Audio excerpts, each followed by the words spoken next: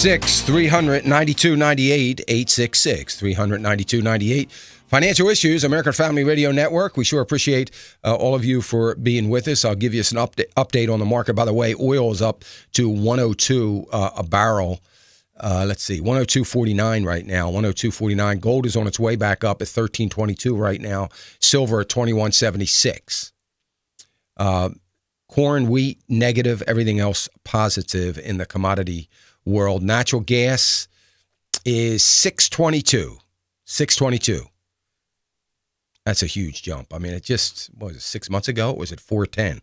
So when you think about it. Anyway, I was talking to Veronica. So Veronica, I hope you're still listening, from Arkansas. So the first thing you have to do is get to Social Security, get that applied for. I'm just amazed that you didn't know about that, and I'm amazed that no one said anything to you about that.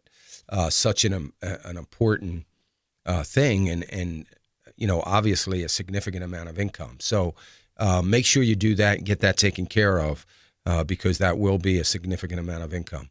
So that's number one. But the main thing is, you know, I try to encourage everybody. Listen, you know, continue to try to absorb as much as you can, try to learn, try to understand, because our hope is always that someday you'll be in a position where you'll be able and need to start thinking about doing some investing and things like that. But rather than I get caught up in that now, that you would be better served getting kind of caught up in the fundamental things. And the fundamental things are trying to stay out of debt, doing everything you can to stay out of debt and get out of debt. And the other thing is to save and to continue to save. And of course, do everything in your power to continue to give as you're able to give. And, you know, don't rob yourself of that act of worship. So if you do those things, you'll be fine.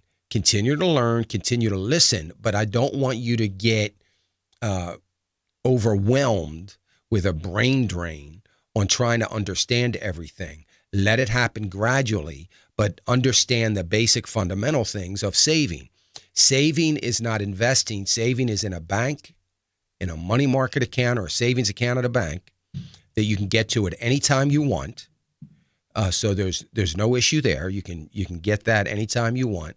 And, you know, you need to build it up because it's that savings that's going to keep you out of debt. You know, one of the kids needs something, you have some cash so you don't have to use a credit card. If, you know, you're a single mom, something very critical to you is your vehicle. You got to get to work. So, you know, if something goes wrong with your car and you need to fix it, you don't want to be in a position where you've got to use the credit card again to put new tires or to fix it. So that's why savings is so important. So continue to work on savings. And I only say, I don't say, well, save $5 or $10 because you're going to, you know, create, you know, wealth. That's not the point. The point is not to get you focused on not the amount, but on the discipline of doing it every day or doing it every payday. And it doesn't matter the amount. It's the discipline of it continuing to happen regardless of the amount. You will see, and God will show you ways that you can add to that or how, wow, I hardly even missed that. I can probably add another $5 or whatever it might be. So do that first.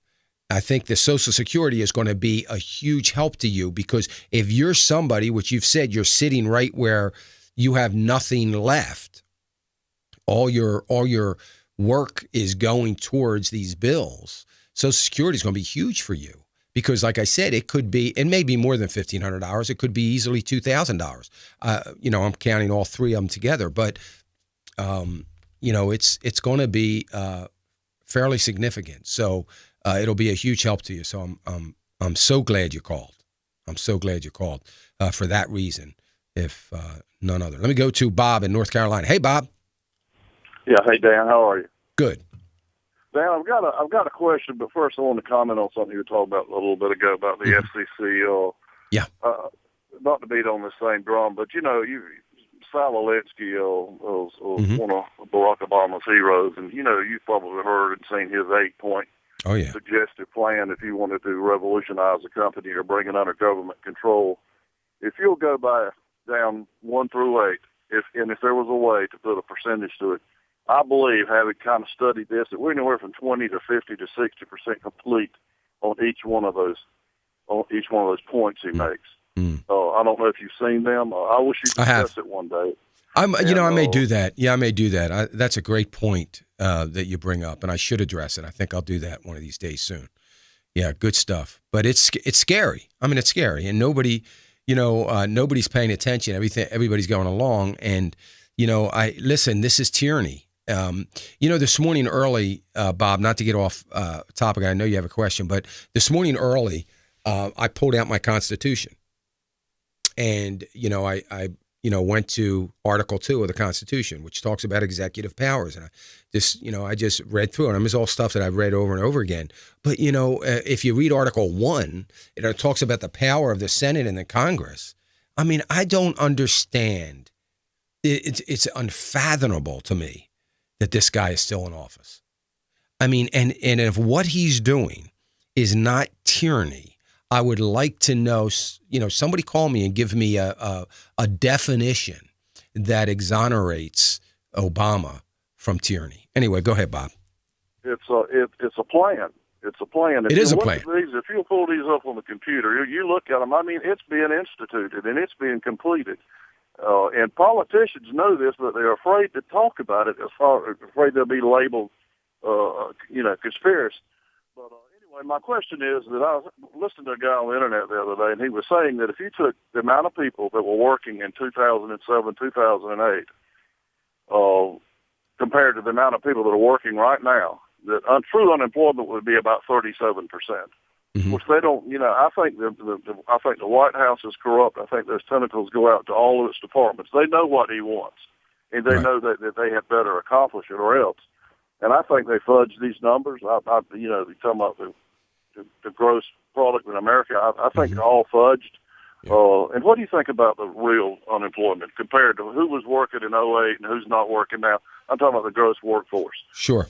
Well, here's what I know, Bob. I know that if you go back to this labor participation rate that we had in '08, if you just go back to that number, forget about all the other unemployed that wouldn't be classified as being out of the workforce. So if we just take the labor participation rate that we had using government numbers, I'm not using my numbers because I don't believe the government numbers are accurate. But if you did that, then our unemployment would be 10.3%. That's what it would be just if we put the labor participation rate back where it is. When you begin, if you add in the 13.2% that are underemployed, these are people that are working part-time or working at jobs. These are computer engineers that are working retail right now part-time. When you add those in, it goes up dramatically higher to about 18%. So if you add in, and that's, if you add in those that aren't anywhere, in other words, they're not out of the they're not out of the labor participation workforce, and they're not considered unemployed because they haven't done anything. Example, 1.5 million college students graduating that can't get a job. If you add those in, it goes up yet again to some number. I don't know what it is. But here's the thing that nobody else adds in. If you add in the population growth, which nobody wants to take counting of, but if you add in population growth to the workforce, we really have a problem. And I'm sure we're probably closer to the 19 to 22%. So, I mean, it doesn't, all of that is, that's horrible. But let's just go with the BLS and say the labor participation rate, let's just stick to the 10.2%. 10.2% unemployment is pathetic for our country. So, listen, I've been harping on this. It's about jobs. It's about a lot of things, but it's mostly about jobs. It's about our inability to earn income. We're at 1973 income levels right now. 1973. So if you're in one of those median household incomes, you are working, when you factor in inflation, at 1973 levels.